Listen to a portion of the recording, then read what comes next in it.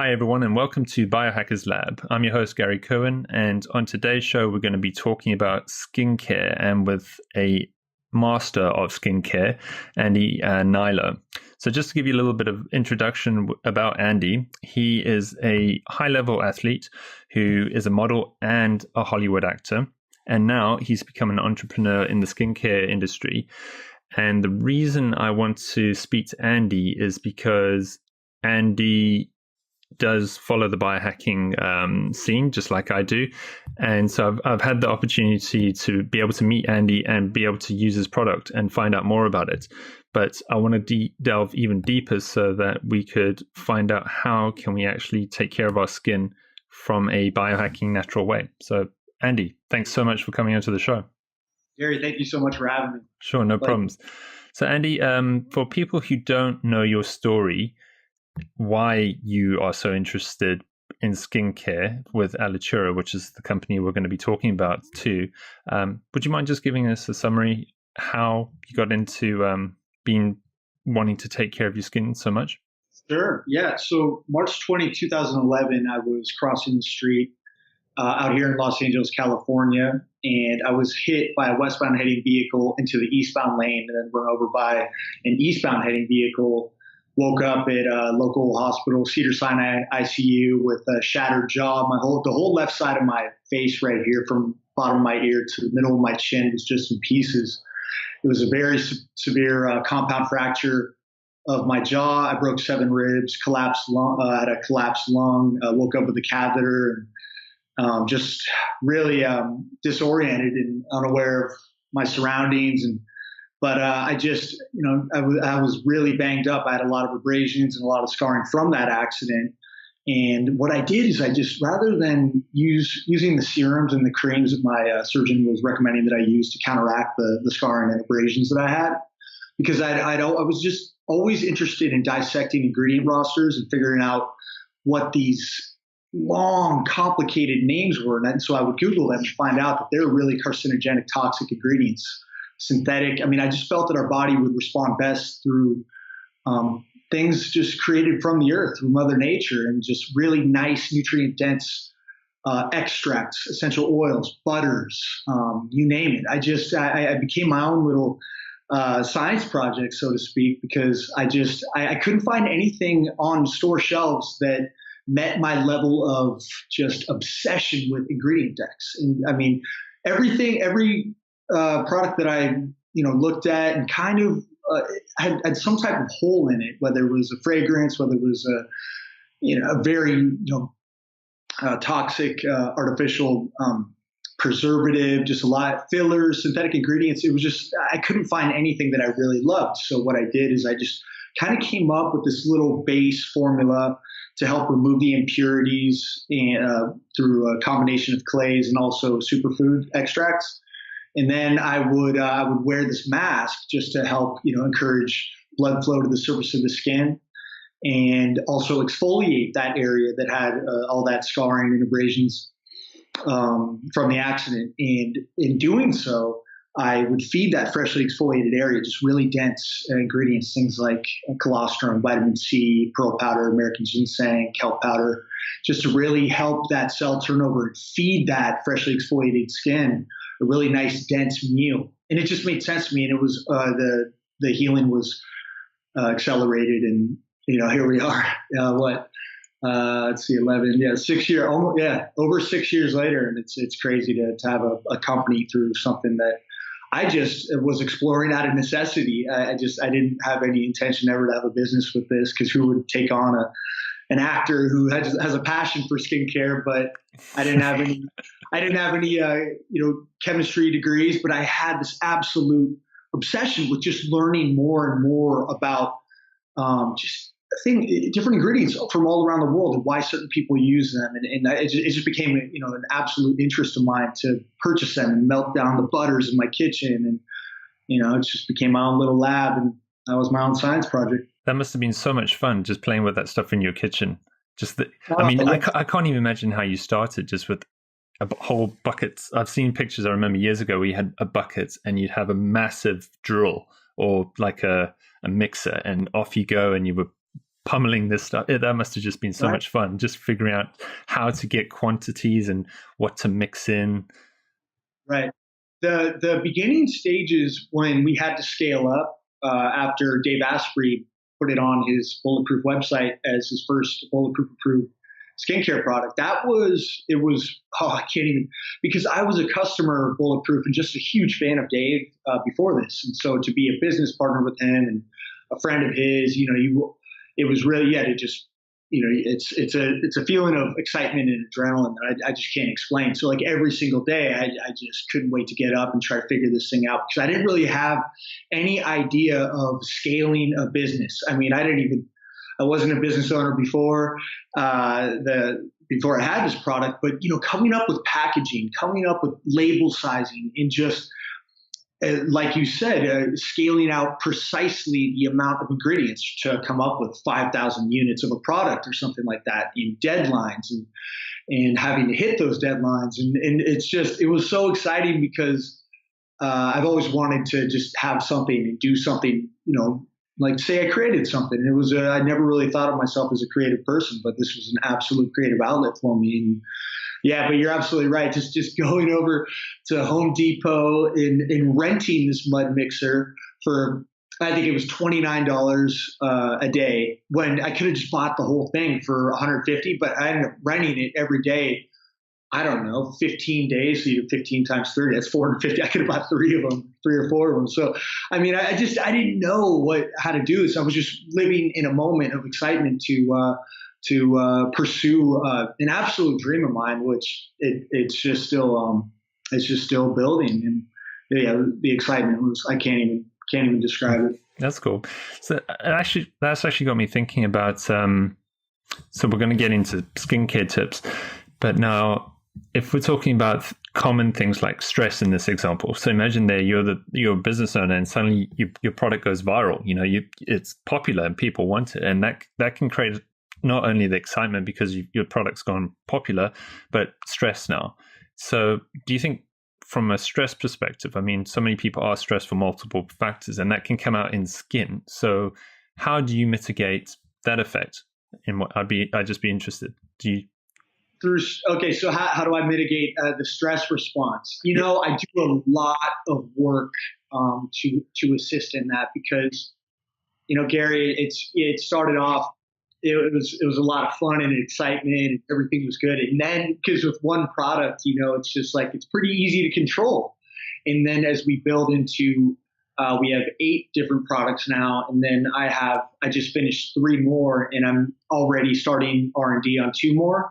So we're looking at 13, 14 potential products right here by the end of 2017 and just keeping up with inventory and precise research and development on the ingredients for all those. It does. I mean, the level of stress is, now I see it and I'm experiencing it daily, but it's okay. I always try to remind myself that, you have to enjoy this process. I mean, I put myself in perspective of where I was before the accident, not really having anything that I truly was passionate about. So this is right where I'm supposed to be. But yeah, finding that perspective and maintaining the joy of enjoying the things that we do have and not worrying about the things that we don't. And that's, perspective has been huge. Exercise, nutrition, routine-oriented mornings and nights, so I stay consistent with my energy and my happiness. I talk to people who make me feel great. My family is super important to me, so that's staying consistent with just maintaining close personal relationships. That's been huge. But diet, definitely exercise and releasing that oxytocin response. I think that's what it is. A little serotonin, getting that dopamine going, and music. I have little things, getting good sunlight. If you have a chance to do that, that's something I recommend. And sauna has been huge for me as well. The infrared sauna has been amazing. So I have a lot of little things that I can do to help deal with that. But man, yeah, it's the responsibilities are definitely growing, and I welcome that because that's what I've always wanted. So when this comes to skincare, so you mentioned there's a lot of awesome points that you just mentioned in there. I'm just going to pick out. Let's start with, say, diet. Then, what from a skincare perspective, what do you think could? I mean, you can talk from personal experience, but maybe even just feedback from your users. What do you think is something that people need to consider from a diet side of things so that they can maintain good skin as they age? Right. I mean, everyone's inflammation response is different, but for me personally, I react to poorly to dairy, grains, sugar. Um, I practice intermittent fasting. And so at the end of that intermittent fast, usually around 1 or 2 p.m. my time, say if I ate at 8 o'clock the night before, I won't eat until 1 or 2 p.m. the following day. So I'm working on a 16 or 17 or 16 to 18 hour response right there where I haven't eaten anything outside of my morning herbal tonic and my bulletproof coffee.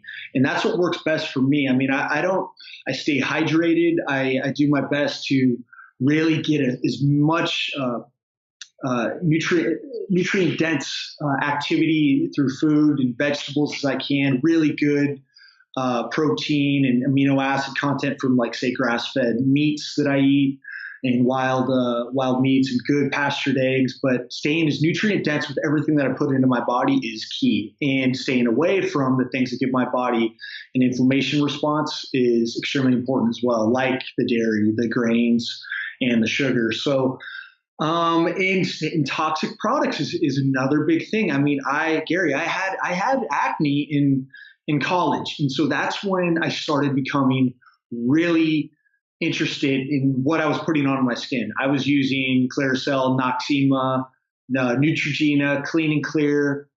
I don't know if I already said Clearasil. I think I did. Yeah. So, I mean, just the big, heavily marketed brands that's all I knew, though. I mean, I was 18 years old and I just bought what I saw in a magazine, and I thought that was what was good for me. You know, you see these studies and like so-and-so before and so-and-so after. I mean, who knows if those were even real customers, but it was like marketing. But yeah, I just became more and more passionate of what is this, these stearates, these parabens, these sodium, these foaming agents, these fragrances, alcohol-laced products with really dense, harsh preservatives that were causing a reaction on my skin daily.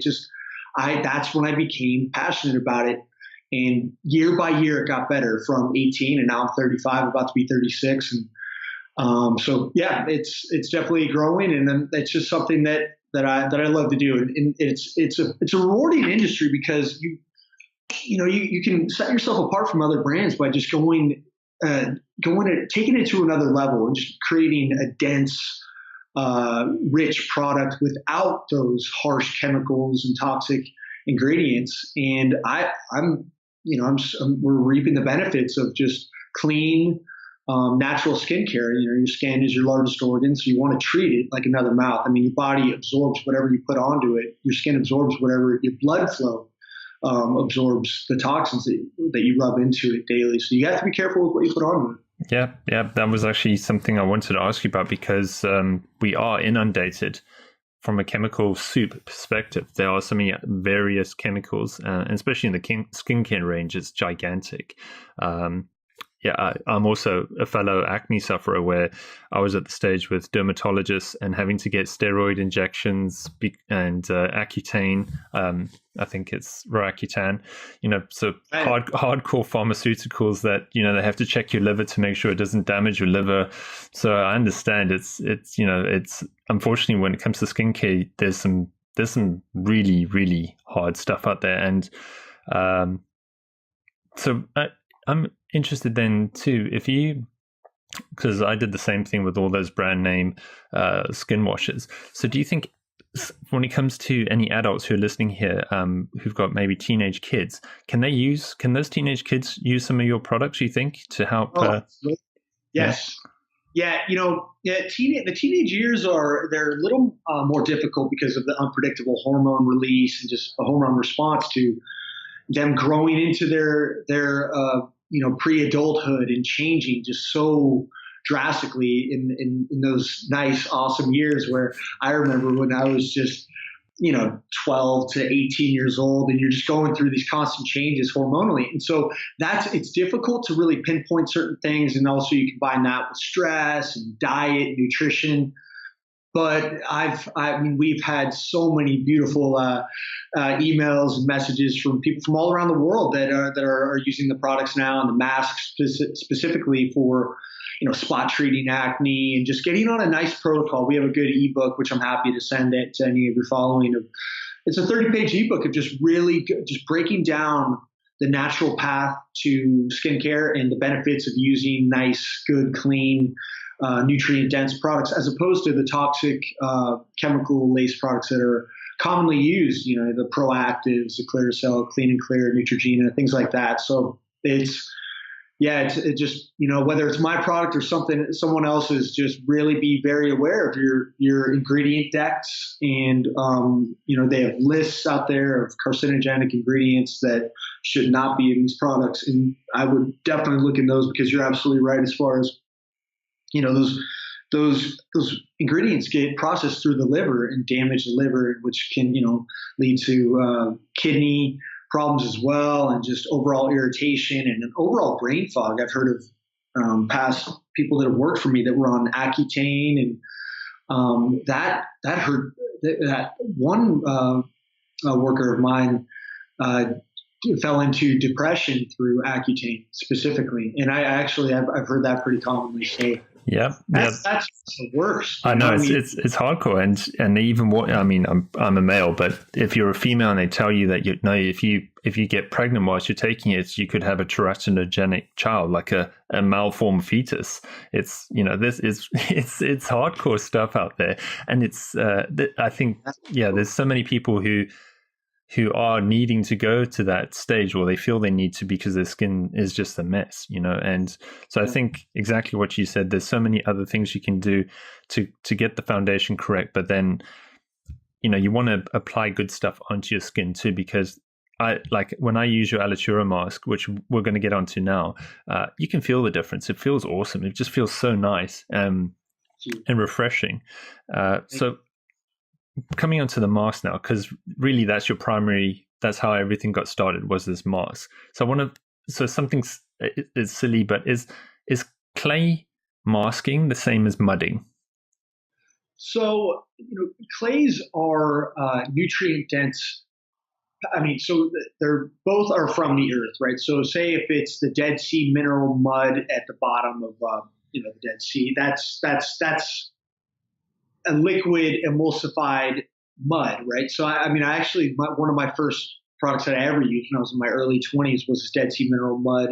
But I have clay which is dry. I use dry clays right now. I'm actually thinking of formulating a product that's already pre-mixed, and you just apply and let it dry and go. But as you know, with the clay mask, it's a powder of just this mineral rich clay, 4 clays: Iolite, bentonite, kaolin, and rasul, which just all do different things and have different capabilities of bringing really good circulation to the surface of the skin, and just help constrict the nice capillaries and get that good bright complexion that we want, but also help remove toxins, impurities, and heavy metals. It's just it's amazing how versatile these clays are. And a lot of people take them internally as well, and help you, as a detox protocol. And it's just it's fascinating stuff. But mud, clays, it's just, it's really anything that is so mineral rich and dense and huge. It's something that there are stories of sick elephants and that would just roll around in mud and then lay out in the sun, and then in an effort to heal themselves. And so there's something about just applying the stuff from the earth, literally the earth, and then helping it. It's such a healing. It has such healing capabilities to it that we're finding out more and more of its density. Mm-hmm. Yeah, it's one of those silly things in life again, where the natural is actually one of the best things for us at the end of the day. And something when it comes to your skin that unfortunately living in the modern world is we don't get to roll around in the mud and and be playful like that and get dirty. And in this way, I like it because this is your product's like the modern dirty. You get to actually put stuff on and help yourself at the same time.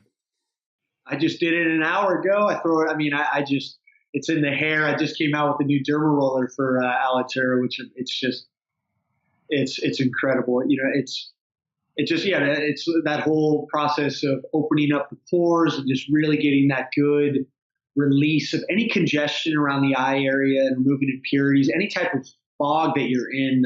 The mask, it's my number one favorite product. Even if I didn't make it, I would be.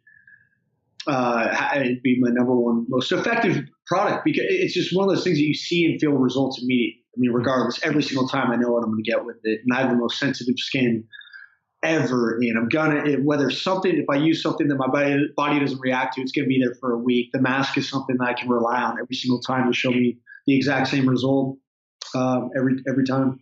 So I want to ask you maybe then. I'm just thinking if we get onto the tips of the mask, but just want to finish up with the product, with the ingredient side of the mask. Then, so I've got my tub over here, and did you see the new packaging that we just released? You see the black? No. Okay. Cool. Yeah, we just got this one right here. Oh, nice. Okay. And we kind of just redid the back label with some of my. The design is a little more sleek, but yeah, I mean, I see that you have it right there. That's So about the last time you did a mask. I did a mask because I'm playing around with doing masks in the evening. So we'll get onto the reason why I'm doing that at the moment. But yeah, no, I did mine because today is Tuesday. I think I did mine either yesterday or the day before on Sunday, I think. Yeah. So no, I love it.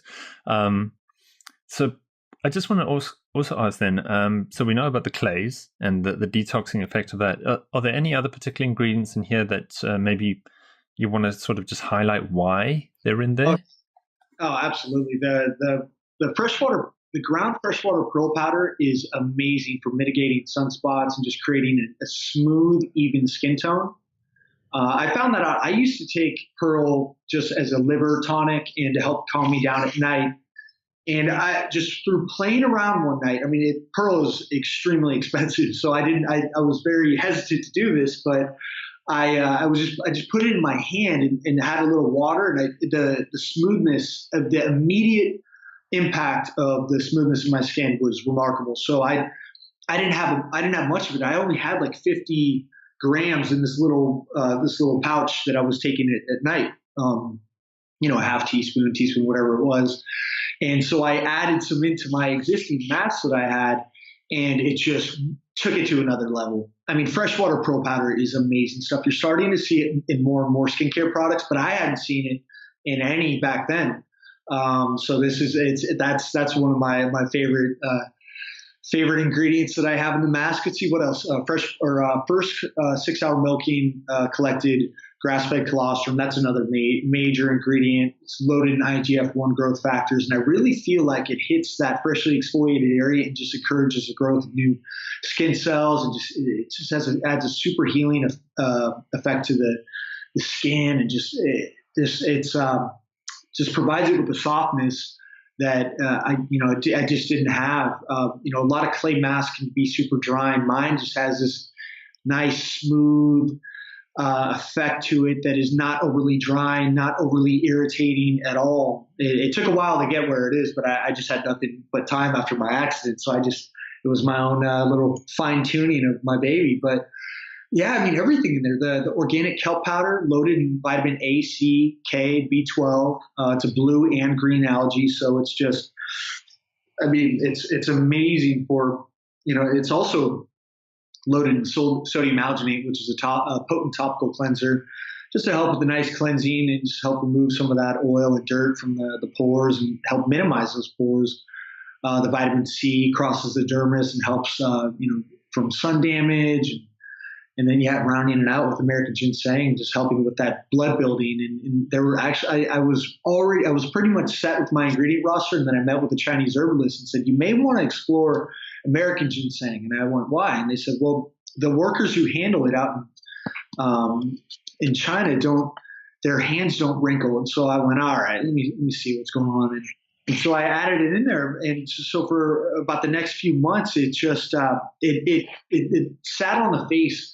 I had like a little binding factor to it, just added a really nice, smooth feel and even drying, of the mask. So yeah, those are my ingredients, and everything in there has a different purpose for it and a reason.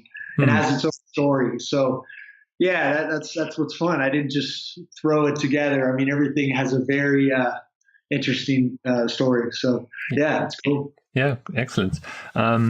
Cool. So now I want to get on to how to actually use your mask properly. So like I said, the reason I've been experimenting with trying to actually do it more in the evening is trying to follow more like circadian biology. Right. So it was just funny that I came across an article that was talking about with beard hair, and that we talk about the 5 o'clock shadow at the end of the day, but we don't talk about a 5 o'clock shadow in the morning. And the idea is that hair growth doesn't really grow so much over the evening. It happens more during the day. So there's like a circadian biology to our hair growth. Wow.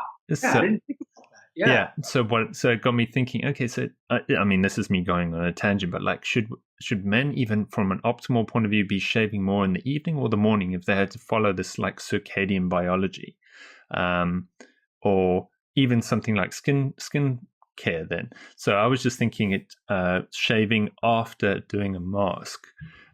Something like, I want to get on to any differences for men and women on this case, but sure. Could you maybe just explain then, how would you explain to a newbie, someone who's completely new to your clay mask, how should they use it?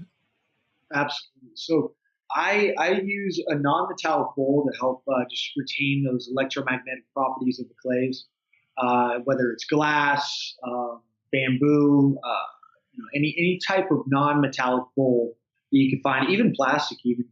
But I mix a couple tablespoons of the mask in an equal amount of apple cider vinegar. I add a little lemongrass, clary sage. Some add lavender, bergamot, green coffee oil. I have so many different little things that I add to just kind of turn up the mask and just the effects of it. And I mix it with a non-metallic mixing agent, whether it's just I have a little bamboo bowl and mortar pestle type deal. And I mix it up so it's extremely smooth, like toothpaste. And then I'll put a little warm water on the face and then apply the mask and let it dry. You're absolutely right. Sometimes I'll do it at night. Like tomorrow I have a flight at very early in the morning. There's no way I'm waking up and doing a mask before that flight. But I definitely would. So I'm going to do it at night before I go to bed. And you're absolutely right. For some reason, I don't get the same 5 o'clock shadow as I would say if I did shaved in the morning and then at like 5 o'clock at night it's there for whatever reason. That's really interesting. I never took that into account, but yeah. I put it on, I let it dry, I hop in the shower, I let it rinse off gently through the water, not with my hands. You got to protect the capillaries underneath your skin, and then I'll moisturize. I'll do it while I'll finish with the cold rinse to close the pores. I'll moisturize, and then I'll go on with my day. And it's just every single time I do it, it's just undeniable results. So how long would you say you typically would keep the clay mask on for then? It depends if I have anywhere where I have to go. So if I'm just working around my office here and I don't have anywhere to be until like 1 or 2 p.m., I'll just keep it on. I mean, that is for as long as possible. Personally, that works fine for me, just to get that really nice constriction of the blood vessels. But I sometimes, it'll just be 20, 30 minutes just to get a nice, good drying. But some of the med spas and estheticians that use it have their own process as well, where they don't let it dry. They just, they open it up before and they let it condition the skin, the ingredients definitely take care of that. And so it's really up to the user and whatever they're looking to do. But I definitely like to let it dry, and it usually takes around 20 minutes or so. Okay, yeah, and it sounds like I'm from South Africa, so Africa, and lots of African women will keep the mud on their or the clays on their face all day. So Yes. yeah, so you're sort of, when you're talking about that, like you're saying, if anyone wants to, and you're in an environment where you can, there's keep the mask on for hours if you wish. So there's there's no issue in doing that. I'm gonna cite that as a source. Oh yeah, no. If you, I mean, you'll see African women will mask because they're doing it to protect themselves, like animals do too, to put clay so that there is like a natural sunblock in a way. But they literally will mask all day. So, but that could be another reason. Yes, I mean those ladies have fantastic skin. So. Yes, Yeah. I do. Yeah, so it's good to know. Yeah, either for like you said, 20 minutes to maybe hours, depending on your needs and your wants there. And then you said about 2 teaspoons, and you mix it in. Yeah. So everyone's different. I do full like neck, hair, everywhere. So I'm using a little bit more, two tablespoons, and obviously I have a lot of it here, so Yeah, I don't skimp on that. But my mom, for instance, she does a couple teaspoons. So just as like a nice light layer to get a good little rosy reaction, nice little blood flow to the surface. But so it's just whatever the individual usage is requiring it. That if you're looking to get a nice good full constriction, I would apply a thicker mask, but not too. It's kind of a feel thing. So whatever you're looking to do, but as far as a nice medium sized layer, but I put mine in my hair as well, so I'm using a little bit more. And, well, I think that's what you're doing there with the hair is a fantastic tip, and it got me thinking how many people don't treat the skin on their scalp. So when I saw you running it through your hair, most people just think, oh, hair, but actually, what's hair connected to? It's the scalp, your skin. So you want to treat the scalp, and that's why you get anti-dandruff products that treat the skin on the scalp so that you don't have dandruff. And in this case, you can use clay masking to actually treat the scalp. Absolutely, and then also my Derma Roller. The ones that I'm done with, say if I did it 5 or 10 times already on my face, I'll reuse that one for my scalp and then do a new one for my face, but use the other one for my scalp. So all around, I'm opening up those tiny little holes in the scalp to escort the micronutrients of the clay mask into the scalp, and it just creates a nice, good, refreshing circulation. That it's an incredible feeling. It's a nice little release too. If you ever have a headache or anything like that, it's awesome. Oh, and just that feeling of being able to get into your hair. It's when people are so, they can be very protective of their hair or whatever, but it feels so good just to run your fingers through. And as a guy, I think. I don't know, when you put a wax in and your hair can stay in place, but your clay mask, that's the ultimate. You can just be, oh, that feels good. Yeah. I'm surprised you haven't got anyone who actually uses that instead of a wax. They go for a particular look with the clay mask. That would be quite funny. I've played around with it, and believe me, we're working on a couple of hair products right now for men. But the only problem is mine is for my hair color, so it's like mine is like a dark blonde right now, and so I'm working with this clay blend to match my. I actually have it in right now. If you can't tell, but you've got clay in your hair right now. I do. Wow, that's cool. It's nice. It's clay and a couple superfoods, and it's just what it does. It just it's like a contouring molding clays, or it's not only clays, but it's a lot of different ingredients just to help all naturally form your hair and help it stay into place, and it adds like a nice little weight to it and some texture. And I love it, and so that's all I use, and because there were so many hair products out there that had a lot of those toxins in it that I didn't want to put that so close to my scalp, and so I just kind of same thing with what I've done with all my products is started creating my own. Yeah, well, that sounds cool, because that is the problem again. If I think of a dry wax, and it can create the style, but it's messy as hell, and it's all synthetic again. So I would love to rather have a clay source to mold and to shape hairstyles. Yep. That's very cool, man. Looking Thank forward you. to that.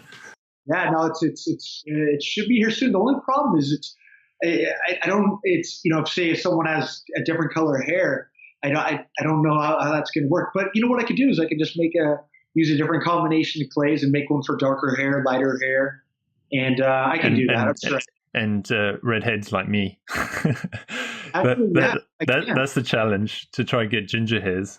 Well, maybe I'll use you as a test subject. That's what I would use for that, actually. So, yeah. Maybe we'll be in contact about that soon. Cool. Okay. Just the sort of recap there. So we talked about the amounts. Depends what you want to play with, how long you put it on, and just telling people, don't just think about your face, put it on your neck, those areas, and the front of your neck. So guys, where you shave, but also put it on the back of your neck, and then run it through your hair, run it through your scalp. Absolutely. That's what I do.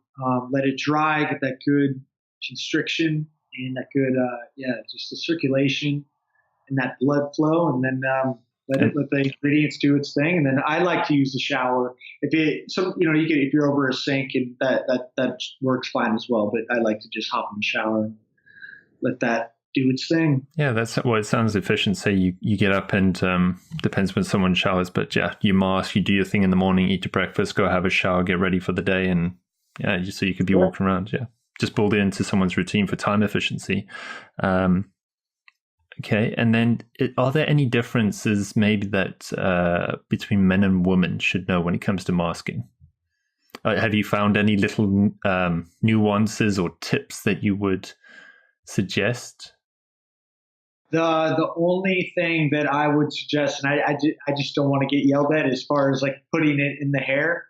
Women, just in my experience, usually a little longer hair than men. It could, sometimes if it could get, a little, if there's troublesome.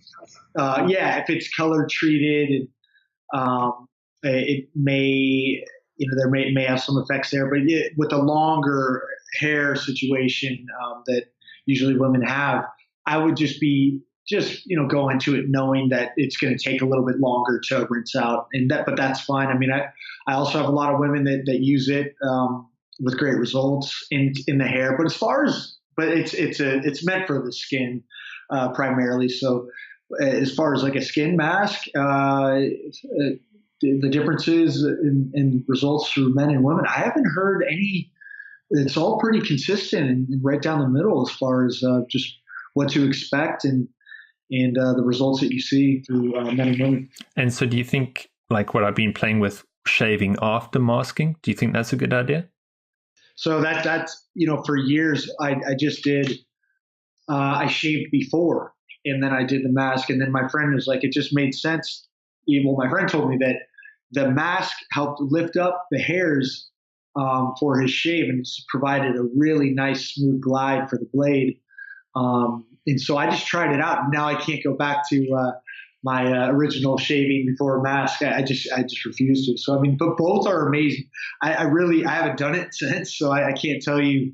Maybe I should, just because to see if I can pinpoint the difference. But it's just been part of my routine ever since he told me about masking before he shaves. It just made sense to raise up those tiny hairs a little bit, and it gives that good exfoliating action that you love before a nice shave. So yeah, it was a no-brainer for me. I like to do it before. Okay. All right, cool.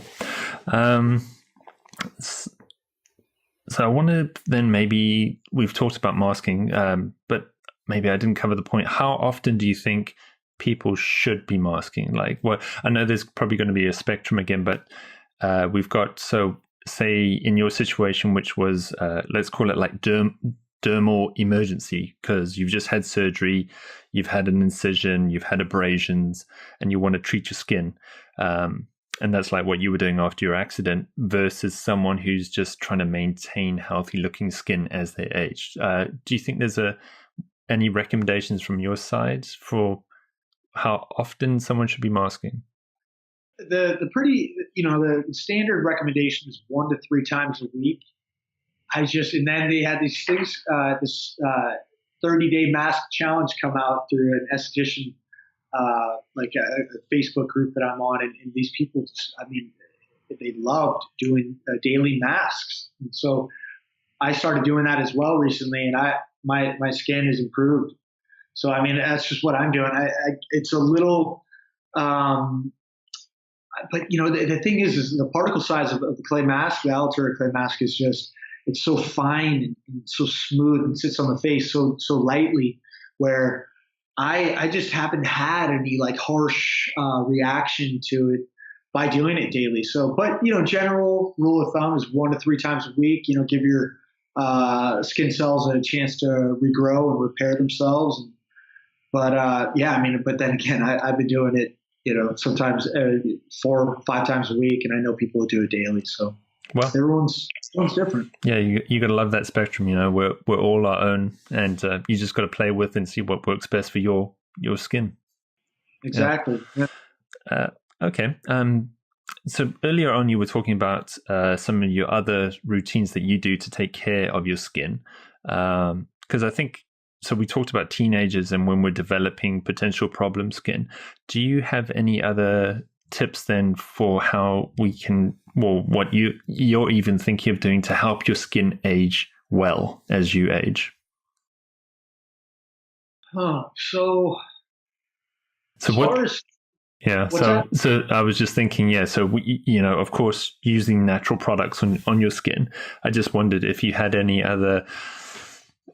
It might not be something you're actively doing now, but it's something you think also that people could consider for when it comes to skincare and be able to have good, healthy looking skin that ages well. Right. It's staying hydrated and keeping your skin hydrated is extremely important. So, doing that with things like hyaluronic acid, with my night cream, basically. So I just make sure that the most important time to feed that hydration, replenish the lost moisture, is while we sleep.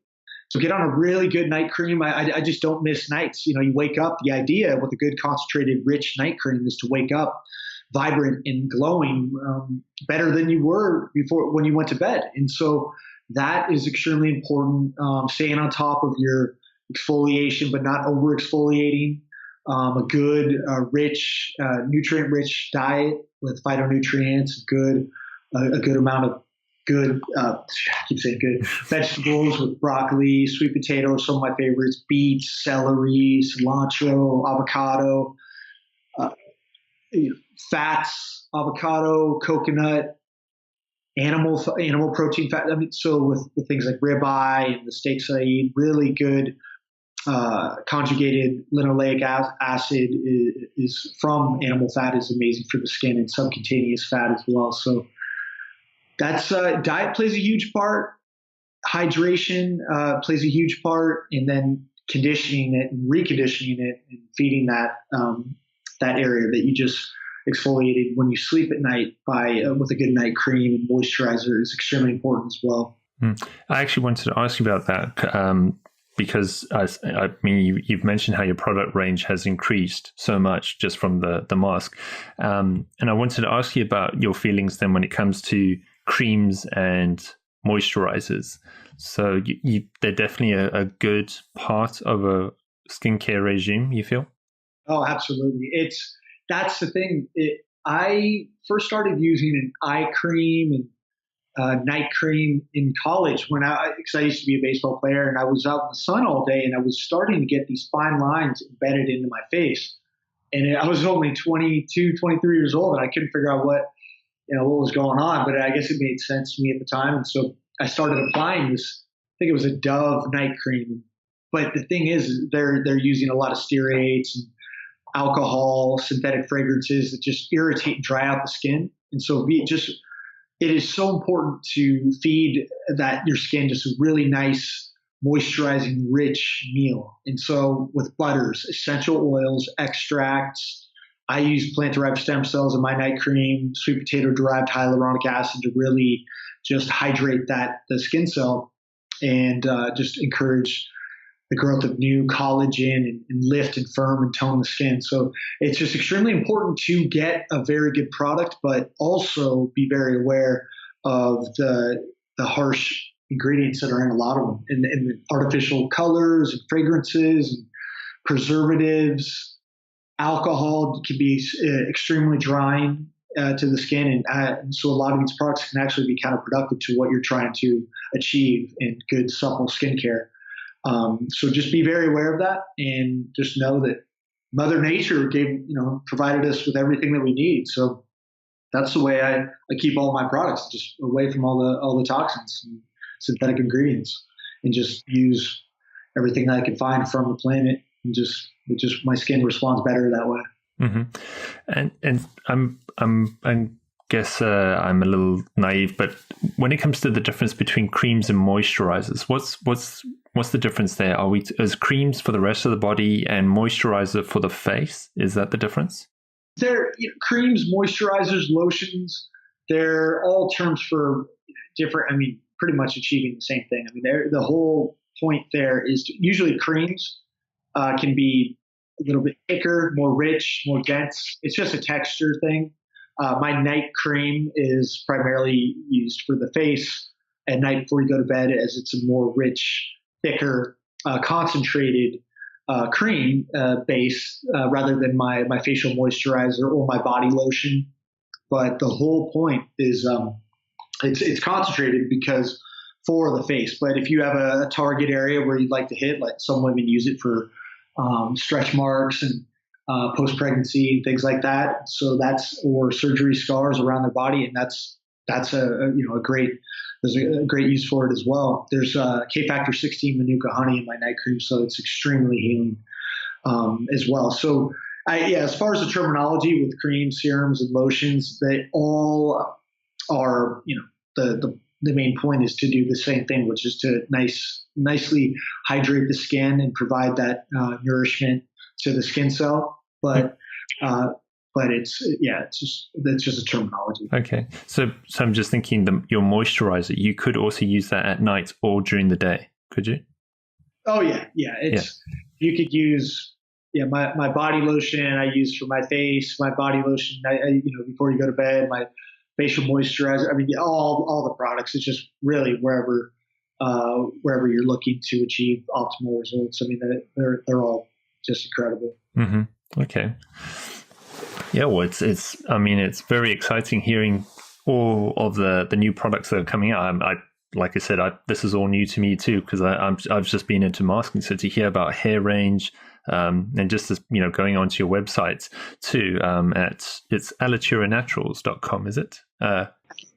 Yep, alituranaturals.com. That's alituranaturals.com. Mm-hmm. And at Alitura Naturals on Facebook, Twitter, and Instagram. And here to answer any questions if you have them. I definitely want to add a 15% coupon code to you and your audience, and we can generate that and have that in the show notes if you'd like.